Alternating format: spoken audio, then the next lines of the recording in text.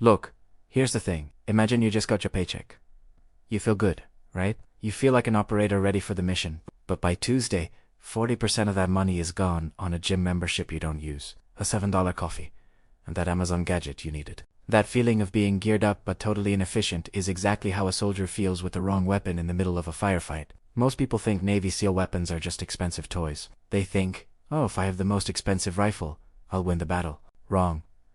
That's the same psychological error as thinking a savings account with a 0.01% interest rate will make you rich. It's a trap. My name is Sniperwell, and I spend way too much time thinking about weapons and the psychology of combat. If you're someone who wants to understand how efficiency under pressure actually works, make sure to subscribe. And like this video if it helps you see military gear in your own decision making in a completely different light. But you know what? 80% of that gear is useless if there is UNT tactical return on investment strategy. Look, let's challenge a common assumption. People believe the M14 is just an old rifle. It's 1950s technology. Sniperwell, why should I care? Well, let's do the math. In the mountains of Afghanistan, the average engagement range was 600 to 800 meters. A standard M4 rifle loses its net value of accuracy after 300 meters. If you try to fight at 800 meters with an M4, you are burning capitally. This case, ammunition, and your life without getting results. That's why the M14 and its modern version, the M14E, are like your grandfather's gold investment. Heavy, old-fashioned, but when the market, or the enemy, gets volatile at long range, it's the only thing that holds its value. The EBR added rails and modern stocks. It was like rebranding a 1920s company, so it could be listed on the Nasdaq today. It's still the same 7.62mm engine, but now, it's relevant. Now, maybe you're thinking, just give me the gun that fires the fastest. That's the financial equivalent of day trading cryptocurrencies, without knowing what a candlestick chart is. It's pure adrenaline without efficiency. Let's talk about the M4A1. It's the checking account of the SEALs. It's modular, you can add lights, lasers. So this is what most people don't notice.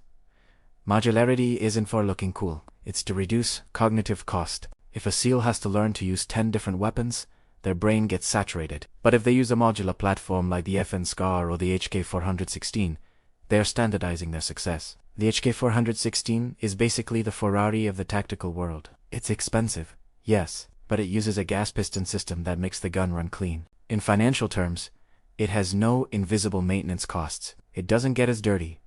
It doesn't jam as often. When you're on a maritime raid and you come out of the sun, you don't want rust to be your exit tax.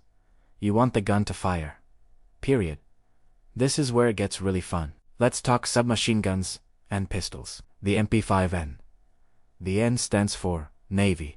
A lot of people spend money on pistols with unnecessary laser lights. It's like buying a sports car to drive in a traffic jam. A SEAL looks for the MP5S, the version, with an integrated suppressor, for a psychological reason. Stealth is the greatest forced multiplier there is. If the enemy doesn't know you're there, your competitive advantage is infinite. But look at the pistols. The Sig Sauer P226 was the standard for decades. Why?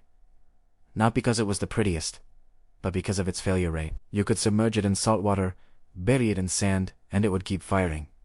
That's a solid asset. It's like an index fund.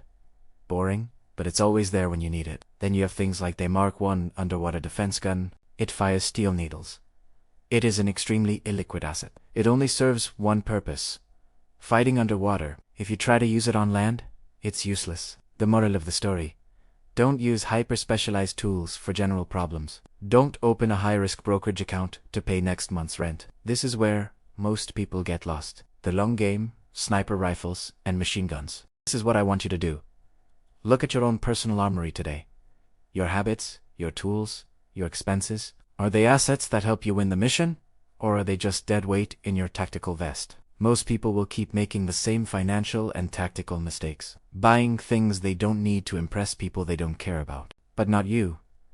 You understand the value of precision. If this analysis has opened your eyes to how military efficiency translates to life efficiency, hit that subscribe button. Don't be the guy who runs out of ammo in the middle of the storm. Be the operator of your own life. Sniperwell, out.